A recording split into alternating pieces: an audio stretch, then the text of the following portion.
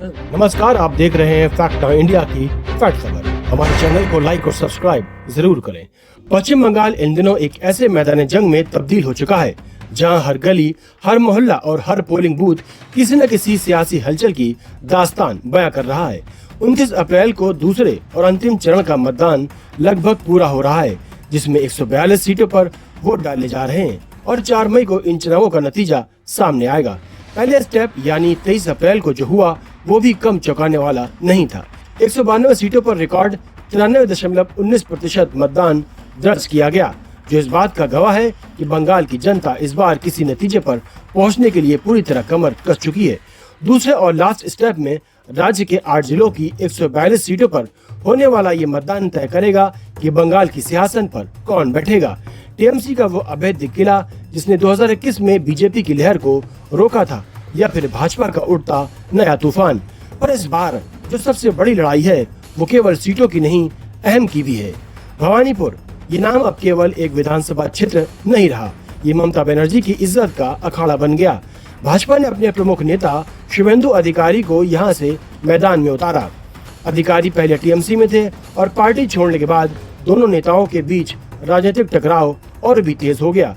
2021 में नंदीग्राम सीट पर ममता बनर्जी को अधिकारी से बेहद कम अंतर से हार का सामना करना पड़ा।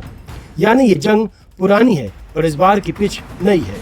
चुनाव प्रचार खत्म होने के एक दिन पहले महज 100 मीटर के फासले पर ममता बनर्जी और शुभेंदु अधिकारी की रैलियां आयोजित की गई थीं और प्रशासन के तमाम एहतियाती इंतजामों के बावजूद टीएमसी और बीजेपी समर्थक आपस में भिड़ गए। टीएमसी के मंच पर दीदी यानी ममता बनर्जी बोल रही थी और ठीक पास में बीजेपी का लाउडस्पीकर बज रहा था। नाराज ममता बनर्जी ने लोगों से माफी मांगी और अपनी रैली पहले ही खत्म कर दी। उन्होंने कहा कि अगर वो मेरे निर्वाचन क्षेत्र में ऐसा कर सकते हैं तो सोचिए बीजेपी कितनी अलोकतांत्रिक है। ममता बनर्जी ने मन छोड़ते हुए कहा कि बदला लेना होगा। ये बयान न सिर्फ सभा की असफलता को दर्शाता है बल्कि टीएमसी के पूरे प्रचार अभियान में दिख रही बौखलाहट का प्रतीक बन गया। इधर ममता का एक और बयान था जो खूब चर्चा में रहा। खिदिरपुर और भवानीपुर के रैलियों में उन्होंने मतदाताओं को ये सलाह दी कि वोट डालने के बाद चुनाव आयोग के अधिकारी द्वारा दी गई वोटर स्लिप की फोटोकॉपी संभाल कर रखें, क्योंकि ये भविष्य में पहचान का बड़ा सबूत बनेगी। साथ ही उन्होंने एनआरसी का डर भी दिखाया। हालांकि प्रधानमंत्री मोदी या गृह मंत्री अमित शाह ने अपने किसी भी बंगाल रैली में एनआरसी का जिक्र तक नहीं किया। ममता ने जनसभाओं में मतदाताओं से यह अपील भी की कि वोट डालने के बाद वहीं खड़े होकर वीवीपैट मशीन की जांच करें कि पर्ची उसी की कटी जिसे वोट दिया गया। एक और ये लोकतंत्र के प्रति जागरूकता की बात लगती है।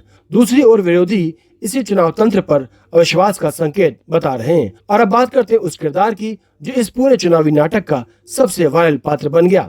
आईपीएस अजय पाल शर्मा उत्तर प्रदेश पुलिस में सिंघम और एनकाउंटर स्पेशलिस्ट के तौर पर पहचाने जाने वाले ये अधिकारी, जिन्हें चुनाव आयोग ने दक्षिण 24 परगना में पुलिस पर्यवेक्षक के रूप में तैनात किया। दक्षिण 24 परगना में इन्होंने टीएमसी के कद्दावर नेता जहांगीर खान को सीधे तौर पर चेतावनी देते हुए कहा, बोल देना जहांगीर को कायदे में रहे, नहीं तो अच्छे से खबर लेंगे। ये वीडियो सोशल मीडिया पर जंगल में आग की तरह फैल गया। जवाब में जहांगीर खान ने फिल्मी अंदाज में पलटवार किया और कहा, अगर वो खुद को सिंघम समझते हैं तो उन्हें पता होना चाहिए कि मैं पुष्पा हूँ और मैं किसी के आगे झुकने वाला नहीं हूँ। बस यहीं से बंगाल का चुनाव सिंघम बनाम पुष्पा का एक अजब सा तमाशा बन गया जो पूरे देश में छा गया।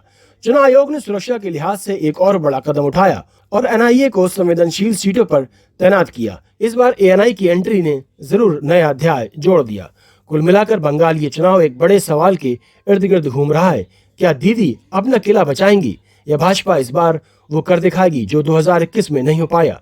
2021 में इन 142 सीटों में से टीएमसी ने 123 सीटें जीती थीं, जबकि भाजपा का महज 18 पर संतोष करना पड़ा।